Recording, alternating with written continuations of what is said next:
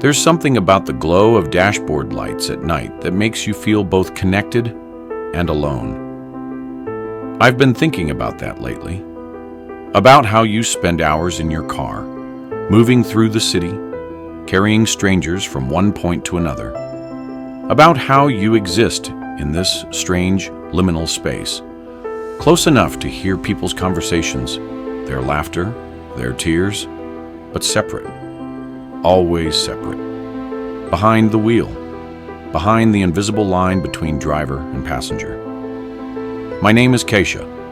I'm 34. For the past 3 years, I've driven for Uber. Not because it's my dream job, but because it's flexible.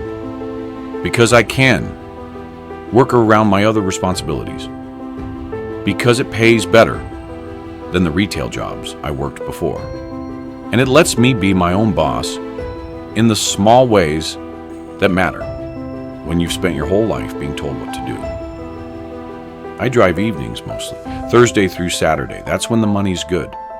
When people are going to dinner, to bars, to clubs. When they're celebrating or escaping or just trying to find a moment of joy in lives that don't always offer much of it. I've seen a lot in 3 years. Happy couples going on dates, groups of friends laughing too loud, people crying in my back seat after bad news, businessmen on phones making deals, college kids trying to figure out where they belong, and drunk people. So many drunk people. Most of them are fine, tired, sloppy, overly friendly, or overly quiet. They slump in my backseat and doze off and wake up confused when I tell them we've arrived. They tip too much, or not at all.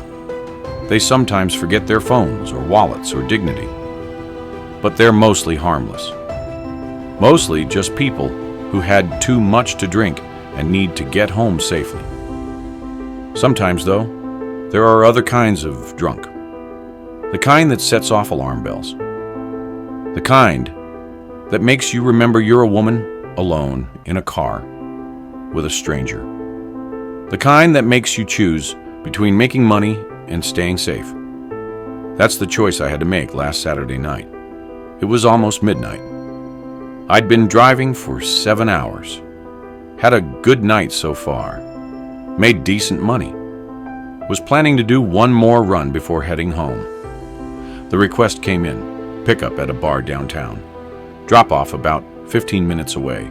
Standard ride. I accepted. I pulled up outside the bar. Sent the usual text. I'm here. Waited. 5 minutes passed. I texted again. Called. No answer. I was about to cancel when she came out. Mid-20s maybe. Wearing a dress and heels she could barely walk in. She wasn't just drunk. She was barely conscious. Stumbling.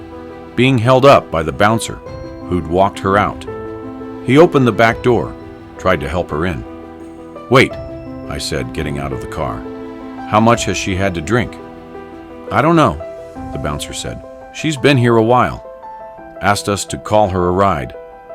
The woman tried to speak, slurred, something unintelligible.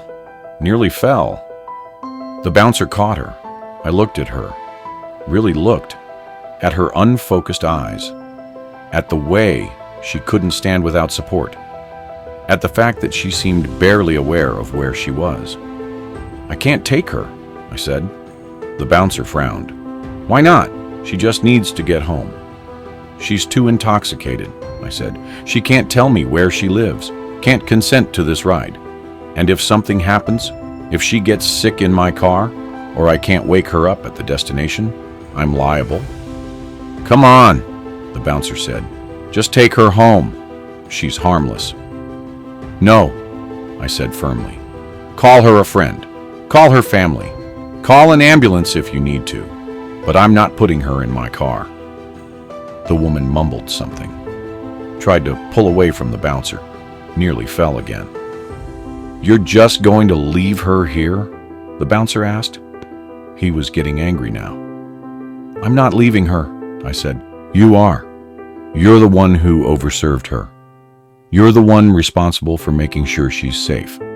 That's not my job." "Your job is to drive people," he said.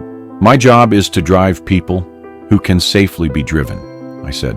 "This woman needs medical attention, not a rideshare. Get her help." I got back in my car, canceled the ride, marked it as rider too intoxicated, waited to make sure they weren't just going to leave her on the sidewalk. The bouncer made a call, talked to someone. A few minutes later, another woman came out of the bar. Friend, maybe? She looked more sober. They talked, looked at their phones. Eventually, they got the drunk woman into a different car. I drove away. Felt sick about it. Not because I thought I'd made the wrong choice, but because I knew what was coming. The report came through 2 hours later. 1 star. Complaint filed. Driver refused service. Discriminatory. Unprofessional. I'd been through this before. Not often, but enough to know how it worked. The passenger would complain. Uber would investigate.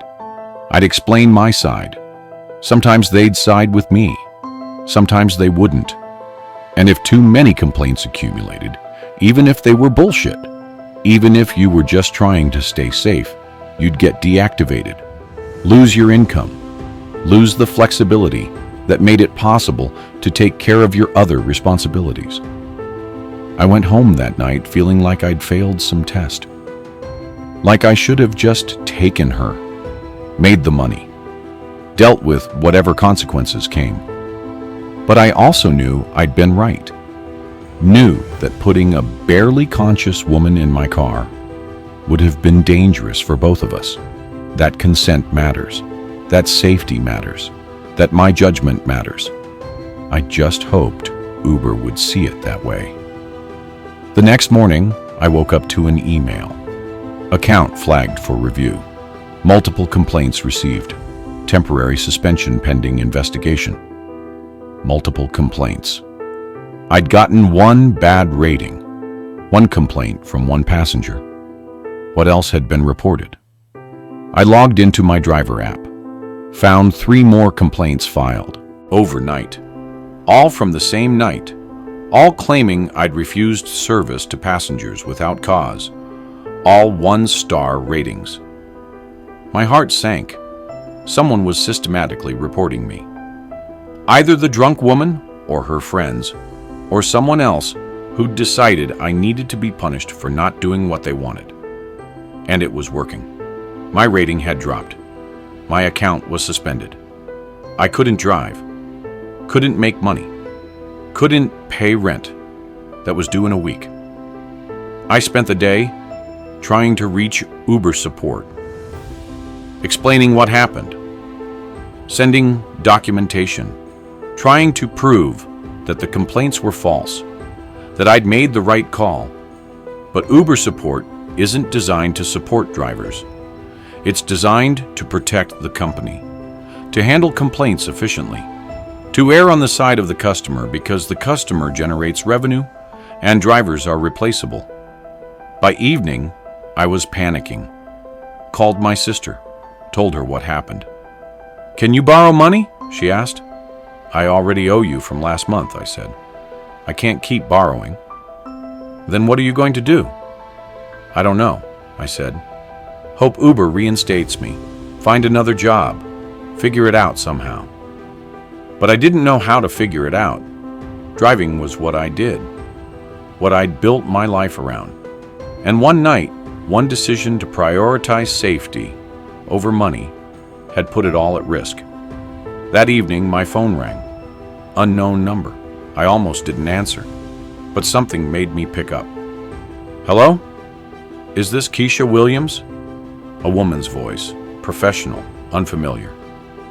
"Yes," I said cautiously. "My name is Angela Morrison.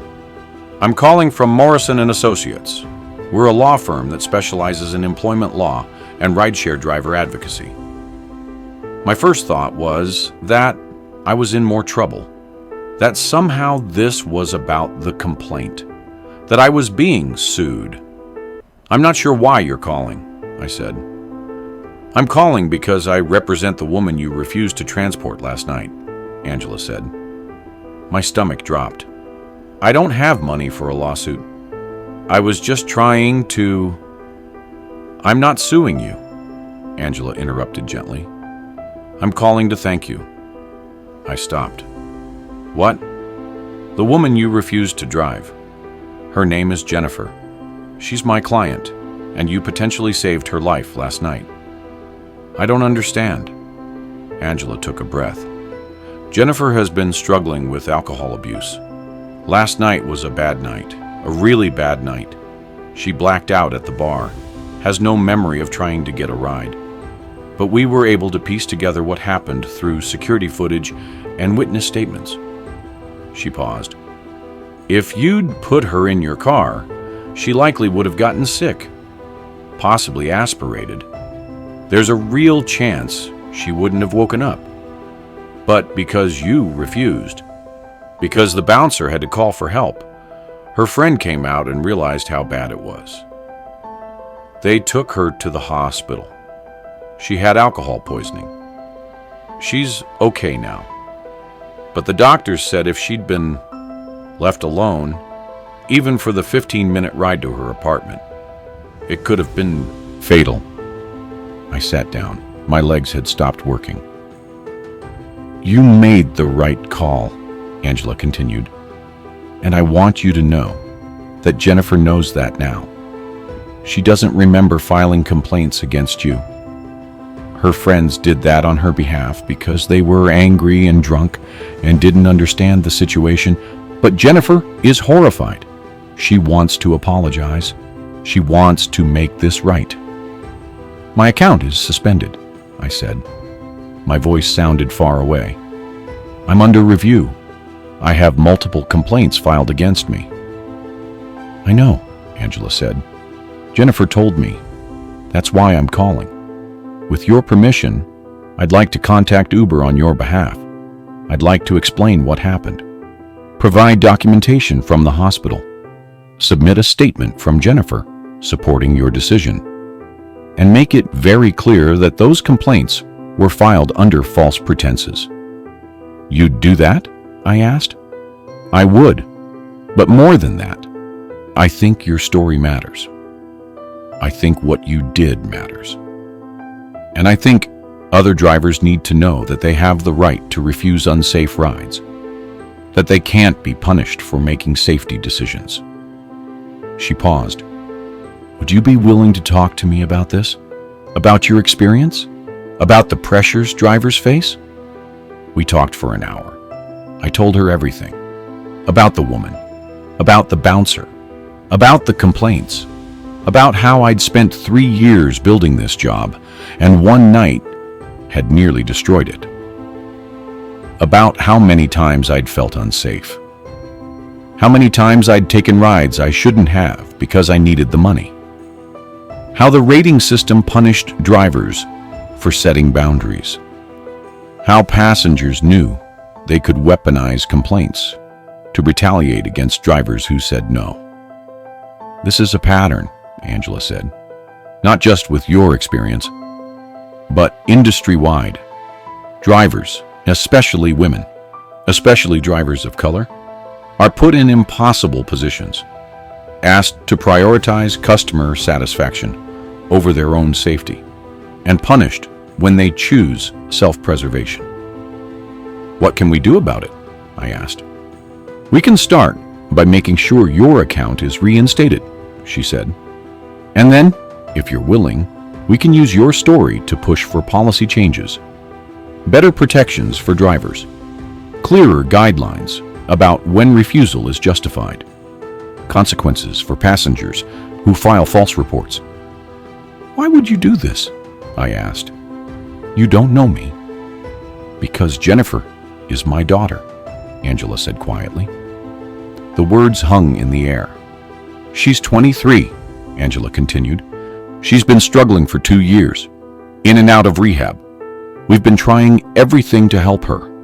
And last night, you did what we haven't been able to do. You set a boundary. You said no. You refused to enable behavior that was dangerous. Her voice was shaking now. "If you'd taken her home and something had happened, I would have lost my daughter. And you would have carried that guilt. Neither of us deserved that. But you made the hard choice, the right choice. And I will spend the rest of my life being grateful for it." I was crying. I was just trying to be safe. "I know," Angela said. "And that matters. Your safety matters. Your judgment matters. You shouldn't have to risk your career to protect yourself and others. And I'm going to do everything I can to make sure you don't." True to her word, Angela contacted Uber the next day, sent documentation, medical records, a statement from Jennifer taking full responsibility and retracting the complaints, a legal letter explaining liability and the duty of care drivers have to refuse unsafe rides. My account was reinstated within 48 hours. The complaints were removed. My rating was restored. An Uber representative actually called me, which never happened, to apologize and thank me for making a difficult decision. But Angela didn't stop there. She reached out to driver advocacy groups, media outlets, started building a case for policy changes, used Jennifer's story, with Jennifer's permission, to highlight the impossible choices drivers face. Jennifer reached out to me a week later, asked if we could meet. I said yes. We met at a coffee shop, neutral ground. She looked different from that night outside the bar, sober, clear-eyed, scared. "I'm so sorry," she said before we even sat down. "I don't remember that night, don't remember trying to get a ride, or my friends filing complaints, but I know what happened, and I know you saved my life. I was just doing what was right," I said.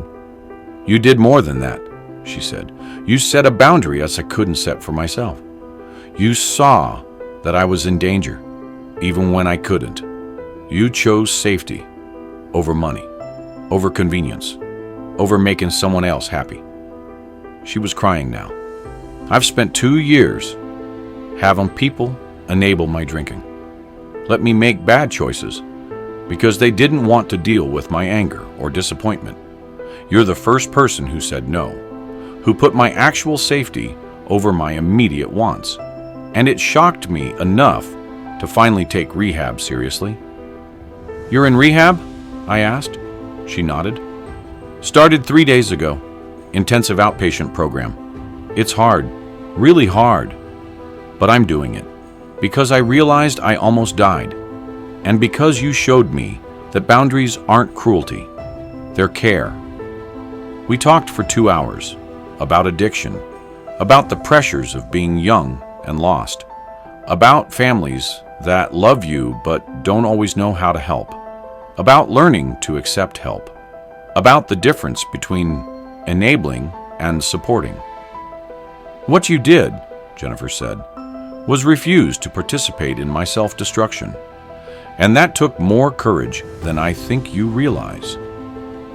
I thought about that, about how many times I'd swallowed my discomfort to avoid confrontation, how many times I'd said yes when I should have said no, how many times I'd put other people's comfort over my own safety. "It took courage," I said, "because I knew there would be consequences. And there were. But you did it anyway," she said. "That's what courage is." The Yeeks story did go public eventually, not with names. Jennifer wanted to stay anonymous in her recovery. But Angela worked with journalists who focused on rideshare driver safety, the policy implications, the need for better protections. Local news picked it up, then national outlets. Uber drivers' refusal saves passengers' life, highlights safety concerns. When saying no is an act of care. Rideshare companies face pressure to support drivers' safety decisions. I did one interview, talked about what happened, about the impossible choices drivers face, about how the rating system and threat of deactivation creates pressure to ignore safety concerns. I shouldn't have had to choose between my safety and my income, I told the reporter.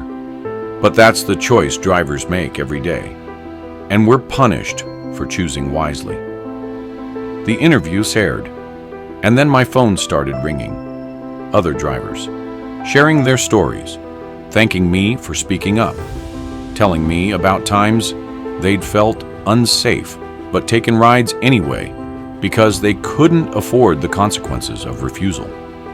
I had a guy threaten me once, one driver said. He was drunk and aggressive. I wanted to make him get out, but I was afraid of the 1-star rating, afraid of losing my income. So I drove him, and I was terrified the whole time. Someone threw up in my car, another said. I charged the cleaning fee. They reported me for fraud. I got deactivated for a week while Uber investigated, lost hundreds of dollars, and the passenger never faced consequences.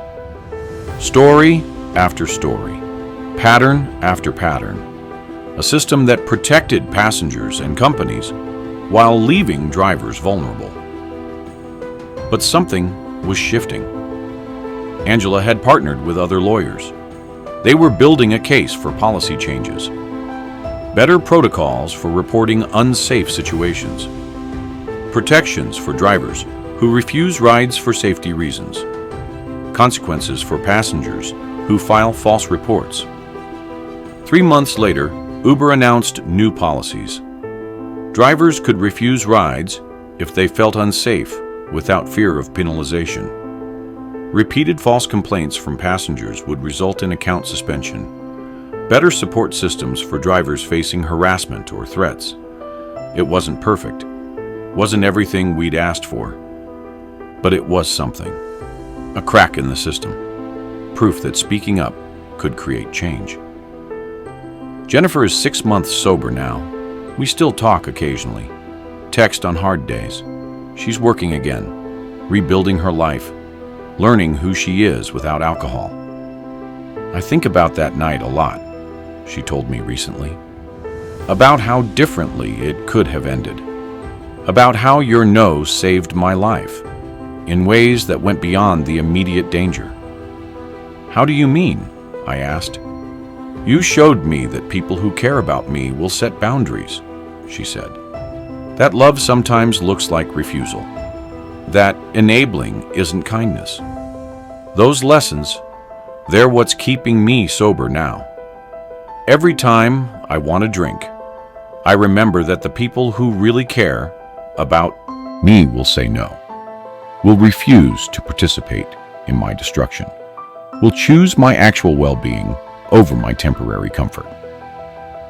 I think about that conversation a lot, about how one decision, one refusal, rippled outward in ways I never could have predicted. How saying no became an act of care. How protecting myself also protected someone else. I'm still driving, still working nights, still carrying strangers through the city. But something's different now. I trust my judgment more, set boundaries more easily, say no when situations feel wrong, and I'm not alone anymore. The story connected me to other drivers, to advocates, to people working to make this industry safer for everyone involved. We have a group now, share resources, support each other, fight for better policies. Last week, a new driver reached out. Young woman, just started, had a passenger get aggressive, didn't know what to do. You can refuse, I told her. You can end the ride. You can prioritize your safety.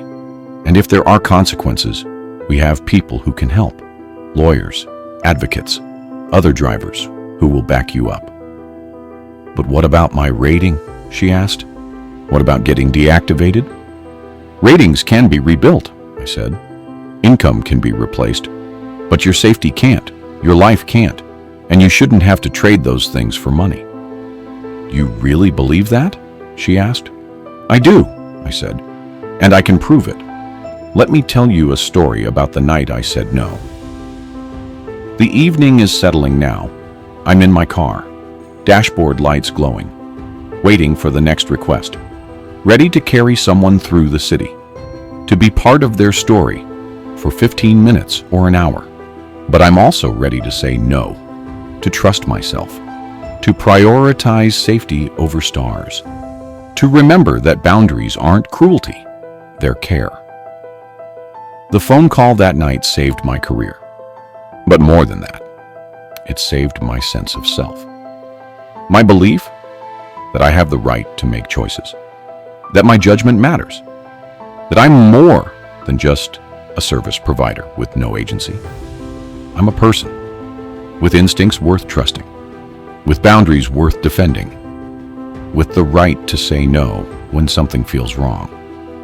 And sometimes, saying no is the most important service you can provide, not just to yourself, but to everyone involved.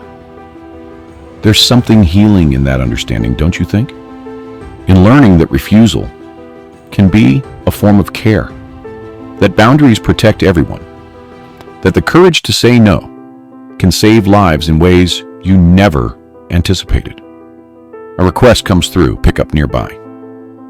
I look at the details, assess, decide.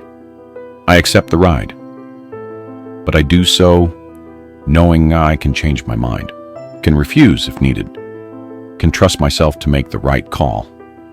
That knowledge, that I have agency, that my safety matters, that I'm not powerless, that changes everything. It changed that night, and it keeps changing. Every time I choose wisely, every time I trust myself, every time I remember that saying no can save lives.